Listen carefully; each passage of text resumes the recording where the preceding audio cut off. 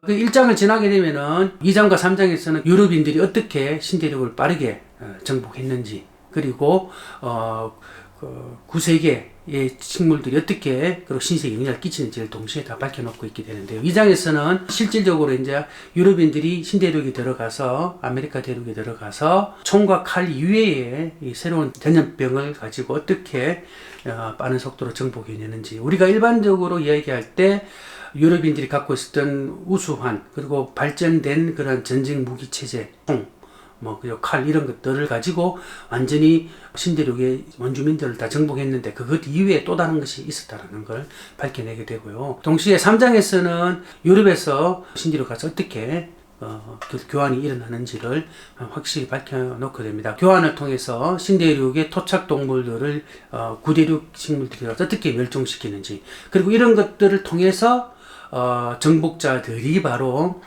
식민지 지배를 안정화시키는 아주 중요한 역할을 하게 됐다는 이런 것들을 3장에서 밝혀놓고 있습니다. 그 다음 등장하는 게 이 4장하고 5장인데요. 4장은 제목이 매독의 초기의 역사, 5장이 이제 신시계 식량 그리고 구대의 인구인데, 이 4장 5장은 근본적으로 신대륙에서 구대륙, 즉 유럽 대륙으로 건너가서 그것이 어떤 영향을 끼치는지를 밝혀놓고 있습니다. 특히 4장에서 매독의 초기의 역사라는 이야기를 견지하게 되는데, 요 4장 같은 경우에는 2003년도 판에는 초판하고 다르게 새로운 해석을 내놓게 됩니다. 1972년도 초판본에는 이 매독을 굉장히 강조를 해서 유럽에서도 많은 것들이 신대륙으로 건너갔고 신대륙에서도 많은 것들이 또 유럽으로 건너왔다, 균등하게 이루어졌다고 보는데, 그 이후에 이제 이 크로스비의 연구를 통해서 알고 보니까 매독 같은 경우는 그렇지가 않았다는 것을 이 책에 밝게 됩니다. 자기 연구를 재해석하고 수정을 하게 되는 그런 과정이 바로 제 4장에 나와 있습니다. 그래서 매독 같은 경우에는 많은 또 의학사 전공하는 분들이 새로운 연구 업적을 내게 되면서 자기가 이제 새로운 해석을 하게 되고요. 그리고 이제 5장에서는 여기 이제 말 그대로 우리가 알고 있었던 신대륙으로 건너갔던 구대륙의 새로운 작물들, 소위 말하는 고구마, 감자, 옥수수, 토마토 이런 것들이 구대륙으로 유럽이나 그리고 그 지나서 아시아 대륙까지 와서 얼마나 많은 영향을 끼치는지를 밝혀내게 되고, 특히 유럽에서는 이 감자가 엄청나게 구한 작물로 등장하게 되고, 나중에 이 감자를 다시 새롭게 개량을 해서 가축의 사료까지 이용하게 되면서 유럽 사람들이 이 감자를 통해서 엄청난 폭발적인 인구 성장, 인구 팽창을 가져오게 됩니다. 그래서 이 고구마 같은 경우도 이제 유럽을 거쳐서 아시아에 가서 이제 많은 히트를 치게 되죠. 옥수수 같은 경우에는 말할 것도 없이 인도 같은 데 가면 엄청난 중요한 하나의 식량 자원으로 자리를 잡게 됩니다. 이러한 식물들이 구대륙에 와서 얼마나 인구들을 또 기하에서 해방시키는지를 상세하게 적어 놓고 있고요. 마지막 6장이 이제 여기서 콜럼버스의 교환은 지금도 끊임없이 일어나고 있는 현재 진행형이라고 크로스비는 주장하고 있습니다. 지금도 글로벌 시대에서 많은 이동이 있고, 그 많은 이동이 단순하게 이제 동식물, 미생물을 뛰어넘어서 인간까지도 이제는 포함이 된다는 걸 의미하게 됩니다. 그래서 크로스비 같은 경우에는 아프리카의 흑인들이 어떻게 해서 아메리카 대륙으로 건너가게 되고, 더 나아가서 18세기 이후에 대거 많은 유럽인들이 아메리카 대륙으로 이주를 하게 되는데, 그 배경이 또 이런 식으로 설명이 되고 있습니다. 이 콜럼버스 교환 자체에 갖고 있는 다양한 분야를 조목조목 다 짚어가게 되고, 이것이 지금까지도 이루어지고 있고 지금에 또 어떤 영향을 끼치고 있는지를 사회사적 또 문화사적으로 끊임없이 설명을 해내고 있다 보시면 되겠습니다. 이 책에 대한 긍정적인 평가와 부정적인 평가를 간단히 설명하고 책 소개를 마무리 지을까 싶습니다. 이 책은 철저하게 어떤 유럽 중심주의적인 시각 자체에서 이것이 어떻게 또 그렇지 않은 다른 주변부하고 관계를 가지고 있는지를 밝혀냄으로써 우리가 늘 고민하고 있었던 제국과 식민지 사이의 관계에 대한 평가를 어떻게 보면 새롭게 제시하게 되는, 그리고 그에 대한 자료를 제공했던 책이 바로 이 콜럼버스의 교환, 콜럼버스가 바꾼 세계라는 책이라고 보시면 좋겠습니다. 그래서 이 철저하게 어떻게 보면 이 책이 또 가지고 있는 한계점이기도 한데요. 주변부를 건드리기는 건드리지만 역시 시각의 중심은 유럽이라는 부분이 또 이 책이 갖고 있는 기본적인 맹점이기도 하죠.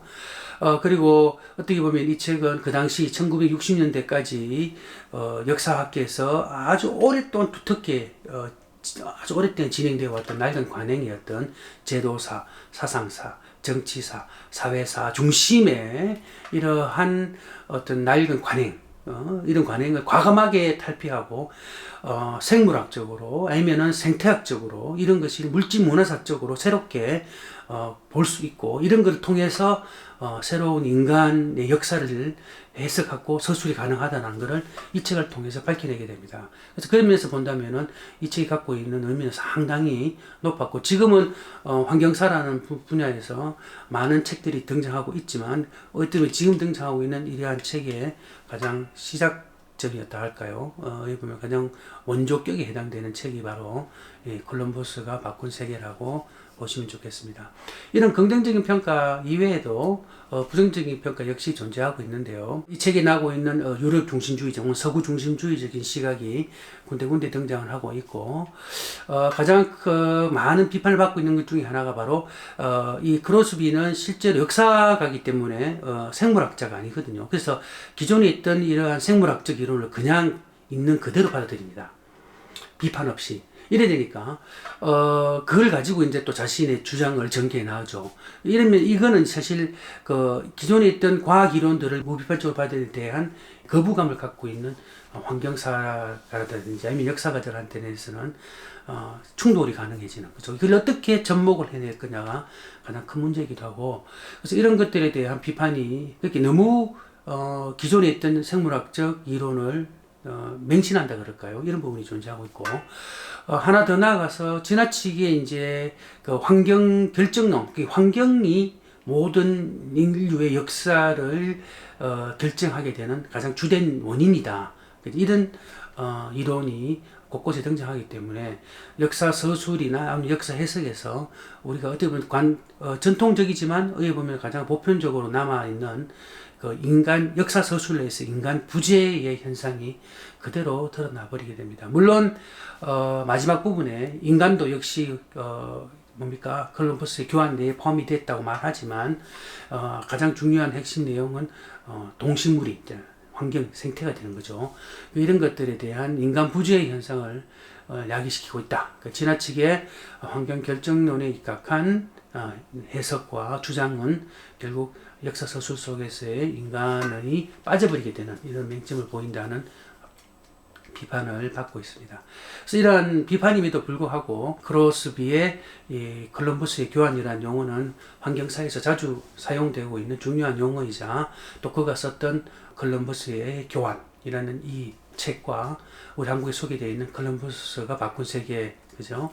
이 책은 특히 환경사에 대해서는 아주 중요한 하나의 역서로 되어 있으니까 여러분 많은 독서 부탁드립니다. 이것으로 해서 크로스비가 저술한 콜럼버스가 바꾼 세계에 대한 책 소개는 마치도록 하겠습니다. 여러분 감사합니다.